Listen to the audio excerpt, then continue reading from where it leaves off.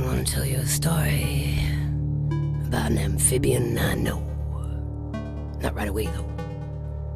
Let's start with a species closer to home and go slow, and see if we can recognize anyone we know.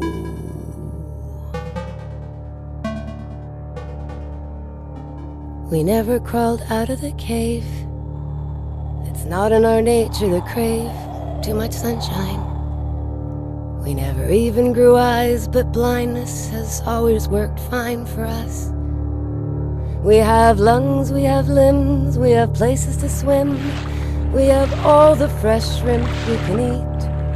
We've got little hands and feet. We're nobody's masters and nobody's slaves. So why would we crawl out of our caves? The Slovenian cave salamander, Proteus anguinus, was proclaimed by Charles Darwin, who invented evolution, to be a wreck of ancient life. It hadn't changed a bit in several million years, never really felt the need to. It was nobody's food. But from the point of view of evolution, this amphibian had failed to thrive. It had missed the whole point about being alive. You're supposed to have to fight to survive. But Darwin was a human just like most of us here, except for all you aliens and the yeast and the beer. And according to him, aren't we top of the heap? No mind that we're the only apes losing sleep over mistakes we made. Global stakes we've raised to code red. We've let so many down and left so many dead. It's been survival of the fittest, like the man said.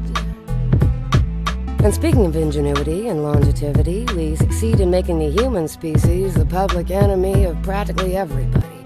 We funky monkeys make it highly unlikely that any future generation will see Siberian tigers on safari vacations. So Darwin's assessment of the proteus as unenlightened and unambitious makes me slightly curious and a little suspicious, especially since these particular salamanders are also known as human fishes. And it's a little bit typical, a little predictable, the traditional view that the ones lower down writhe in the dark, while the ones higher up thrive in the light. What is wrong and what is right? The historical tendency to think in terms of black or white. Down in their caves, the human fish are white and blind. But those who crawl outside grow eyes, and their skins turn black in the sunshine. But then again, turning back to the cave, they change from black to white again, and once more blind. The human fish thinks with a very old mind, but then it's only ever lived with its own kind. Thin-skinned, four-limbed, skimming over stones, then diving deep asleep. Four-limbed with lungs, four-limbed with gills. We soak our limbs in oxygen, locate a breathing space within to facilitate communication with outer elements. There's an elemental intelligence which senses the presence of electrical currents and the delicate neurological workings of lower invertebrates. We don't need eyes down here, 'cause it's too dark to see. And those lower invertebrates taste mighty fine. Proteus anguinus is quite a bit like us, except that one of them managed to stay alive in a jar in a laboratory fridge for 12 years without food. Dude, how many of you'd make it through week 2? When they finally sacrificed their skinny human fish to science, they found something weird. Its digestive system had completely disappeared. That's pretty adaptable for a salamander accused of lacking evolutionary drive. He did the only thing it could do under the circumstances to stay alive, which is something human beings might have in common with the little guy. Even with all the odds against us, we still give it a try.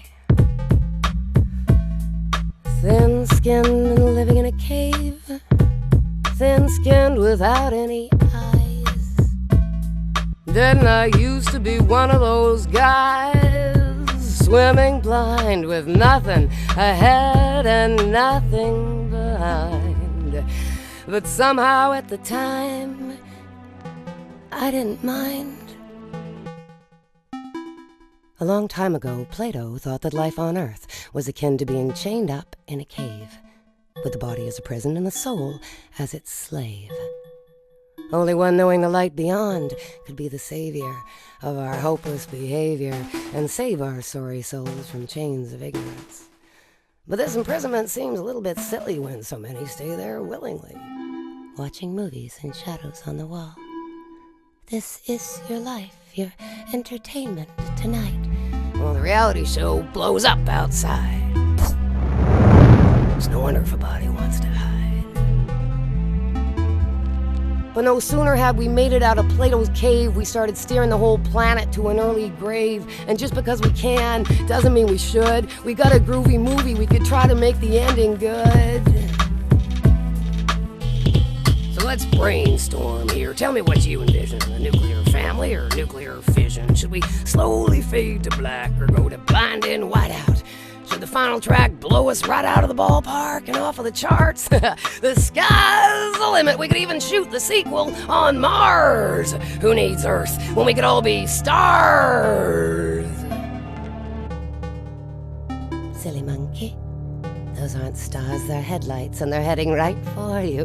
Better change your stripes or the next one will floor you. And we got more important things to do than to spend our time being sold to you. There's quite a few of us, too. We're nobody's masters and nobody's slaves. You crave the same oxygen, brave the same knocks, and then breathe again. Until the last day when there's no breath left to save. And we creep back to sleep in our caves.